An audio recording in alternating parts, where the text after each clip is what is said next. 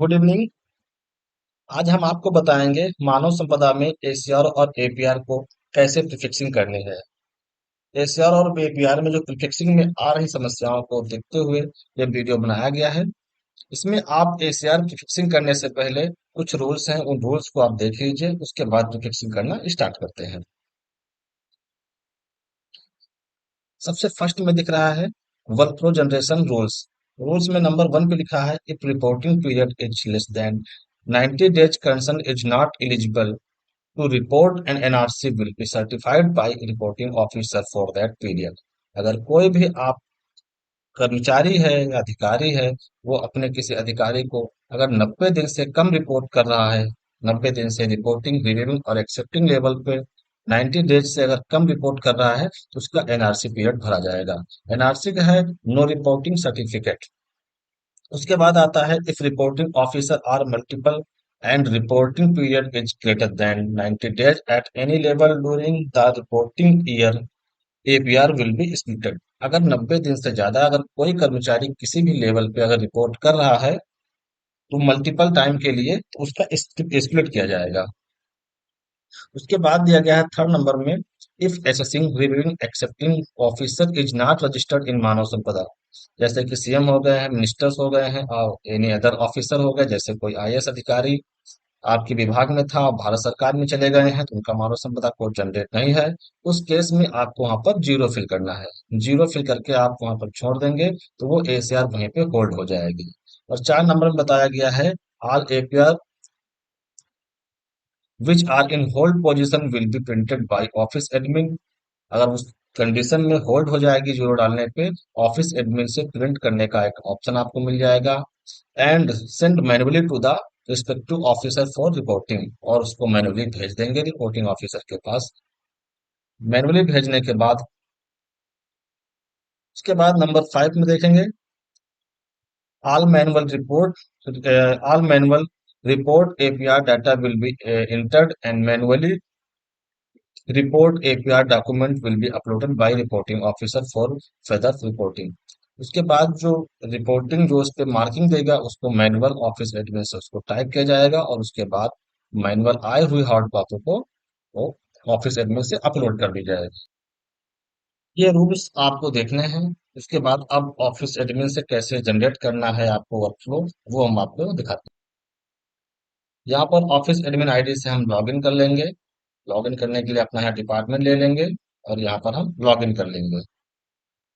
जैसे कि देख रहे हैं यहाँ पर मानव संपदा है, लॉगिन हो गया है ऑफिस एडमिन से। तो सभी को ऐसे लॉगिन करना है। लॉगिन करने के बाद एसीआर एपीआर का आपको यहाँ पे मॉड्यूल दिख रहा है, इस पे आपको एपीआर पे क्लिक कर देना है।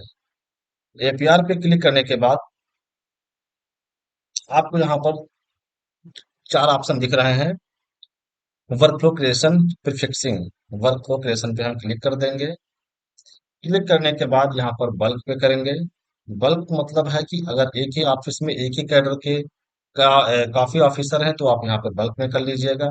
बल्क में करने से आप यहाँ पर ईयर ले लेंगे और यहाँ पर एसेसिंग और रिपोर्टिंग रिव्यू एक्सेप्टिंग का कोड हम यहाँ पर फिल कर देंगे। जैसे यहाँ पर हम कोड सर्च करेंगे और उसके बाद देखेंगे तो उनका व्यू करेंगे और उसका नाम और डिजिग्नेशन और पोस्टिंग ऑफिस और रिपोर्टिंग ऑफिस डिजिग्नेशन आपको यहाँ पे दिख जाएगी। यहाँ पर सबमिट कर देंगे तो ये कोड यहाँ पर फिल हो जाएगा। ये कोड यहाँ पे फिल हो गया। ऐसे ही मुझे सभी में फिल करना है। सभी में हम कोड बदल बदल के फिल कर देंगे।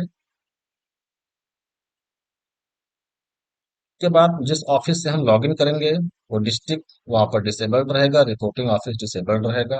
और किस कैडर का मुझे प्रिपरेशन करना है वो कैडर यहाँ से हम सिलेक्ट कर लेंगे। देन उसके बाद हम सबमिट कर देंगे। सबमिट करने के बाद बल्क में आप जिसको इस रिपोर्टिंग और रिव्यू एक्सेप्टी के अंतर्गत आपको यहाँ पर प्रीफिक्स करना है, यहाँ पर हम उसको क्लिक कर देंगे बॉक्स में। ऑटो वहां से फिल हो जाएगा। और देन लास्ट में आएंगे, सबसे लास्ट में आएंगे, यहाँ पर सेव करने का बटन भी है, आप यहाँ पर लॉक करने का भी बटन है। सेव एंड लॉक भी कर सकते हैं, यहाँ पर सेव भी कर सकते हैं। अब हम बात करते हैं यहाँ पर इंडिविजुअली वर्कफ्लो जनरेशन की। इंडिविजुअल वर्कफ्लो स्प्लिटिंग कैसे करेंगे? इंडिविजुअल पे क्लिक कर देंगे।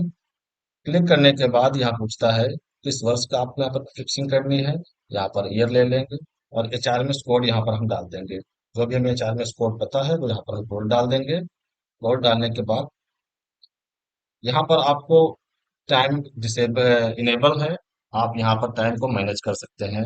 कब से कब तक की आपकी एसीआर है वो यहाँ पर हम मैनेज कर सकते हैं।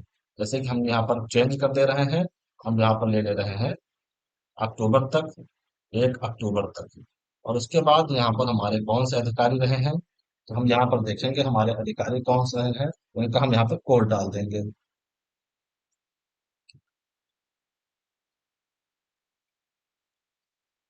और यहाँ पर रिव्यू ऑफिसर कौन है, इनका यहाँ पे कोड डाल देंगे। एक्सेप्टिंग ऑफिसर कौन है, उनका यहाँ पे।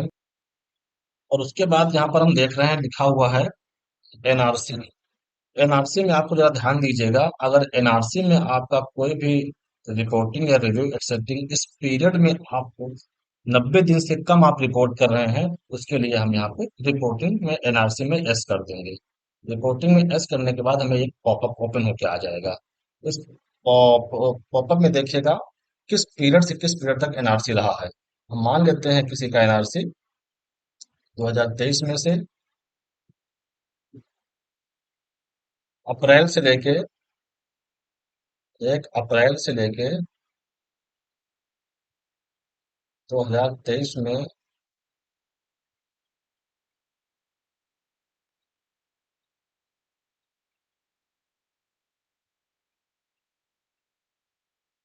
हाँ, 1 मई तक रहता है। यहाँ पूछ रहा है किस स्तर के अधिकारी थे, जिस स्तर के वो अधिकारी रहे हैं जिसके पास आपने एनआरसी रही है, वो यहाँ पे हम उनका नाम लेबल सेलेक्ट कर लेंगे। उसके बाद पूछता है चार्जेस कोड उनका क्या रहा है, उनका यहाँ पर हमें चार्जेस कोड डाल देंगे। रिमार्क में जो भी डालना है वो आप यहाँ पे डाल सकते हैं रिमार्क में, और यहाँ पे सबमिट कर सकते हैं। आपका एक एनआरसी ये कंप्लीट हो गया है। जिस लेवल पे आपका एनआरसी रहा है वो एनआरसी की एंट्री पड़ गई है। और यहाँ पर अगर एनआरसी नहीं रहता है तो आप नो भी कर देंगे। तो यहाँ पर एनआरसी पड़ गई, इसके बाद हम यहाँ पे सबमिट कर देते हैं। ये हमारा एक स्प्लिटिंग कंप्लीट हो गया है। अभी हमारा एक स्प्लिट कंप्लीट हुआ है, अभी दूसरा हमारा बाकी है। यानी कब से बाकी है, 2 अक्टूबर से 2023 से एक हम और भी स्प्लिट बनाएंगे, क्योंकि हमारा यहाँ पर टू डेट है। यहाँ पर आप देख रहे हैं 1/10/2023। तो फिर नेक्स्ट में हम आएंगे, यहाँ पे वर्जन में हम चेंज कर देंगे।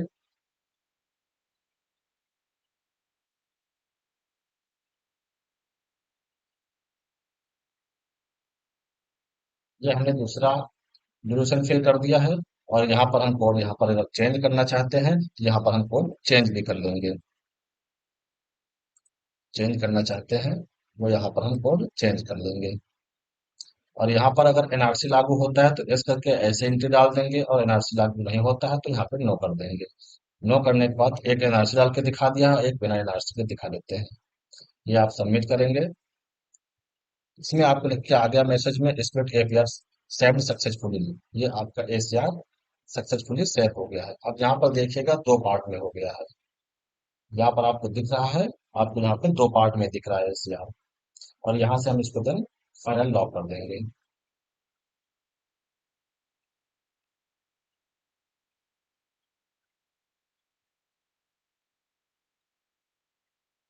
ये आपकी यहाँ पर फिक्सिंग हो गई थी। और उसके बाद हमें एक ऑप्शन, अभी अपडेट का ऑप्शन लगा हुआ है, यहाँ पर अपडेट पे क्लिक करेंगे। अपडेट करने के बाद ये आपको यहाँ पे 2 ऑप्शन मिल जाएंगे। इसमें आपको लिखा है अपडेट वर्कफ्लो प्रीफिक्सिंग। अगर यहाँ पर आपका मानव संपदा कोड गलत हो गया है किसी रिपोर्टिंग रिव्यू एक्सेप्टिंग का, तो यहाँ से हम उसको चेंज कर पाएंगे। अपने कर्मचारी का यहाँ पर हम चैलेंज कोड डाल देंगे और यहाँ पे हम सबमिट कर देंगे। सबमिट करने के बाद पूछता है कि पीरियड किस पीरियड से किस पीरियड का है। हमने 2 पीरियड का बनाया था, तो दो में से जिस पीरियड को आपको यहाँ पर चेक करना है, यानी कि हमें रिपोर्टिंग चेंज करना है, उस पीरियड को हम ले लेंगे।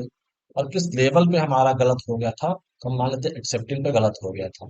यहाँ पूछ रहा है न्यू एक्सेप्टिंग ऑफिसर चार्मस कोड।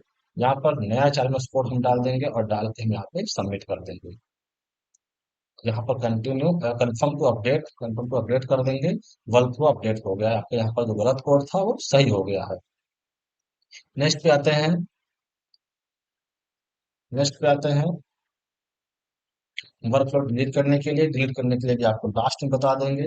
पहले आप यहाँ पर सभी चीजें देख लीजिए, उसके बाद डिलीट करना भी आपको बता देंगे। इसके बाद आते हैं कि अब्सेंट एंट्री। हाँ, लॉक करने से पहले ध्यान दीजिएगा, ये अब्सेंट एंट्री को आप लीव यानी ट्रेनिंग को आप यहाँ से फिल कर दीजिएगा। फिल करने के बाद ही आप वहाँ पे लॉक करिएगा। यहाँ पर देखेंगे कि एम्प्लॉय की लिस्ट आपको यहाँ पर दिख रही है। एम्प्लॉय की लिस्ट आपको यहाँ पे दिख रही है।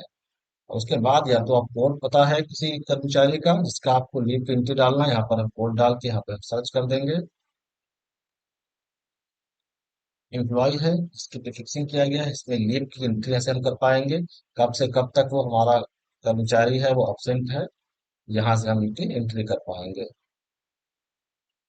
1 जुलाई से मान लेते हैं नवंबर तक अब्सेंट रहा है।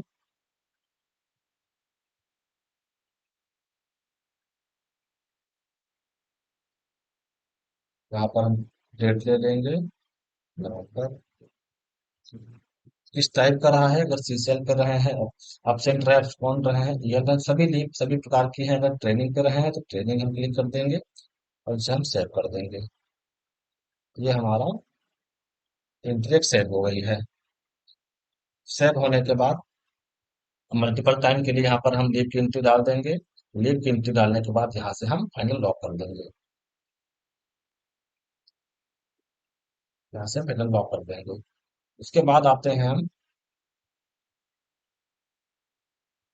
एपीआर में। एपीआर में हम देखेंगे यहाँ पर आपको छूट गया था अपडेट में से डिलीट करने के लिए। डिलीट करने के लिए डिलीट पे क्लिक करेंगे और यहाँ पर ईयर ले लेंगे, और जिसे हमें डिलीट करना है डिलीट यहाँ पर चार्लेस कोड डालेंगे और सबमिट कर देंगे।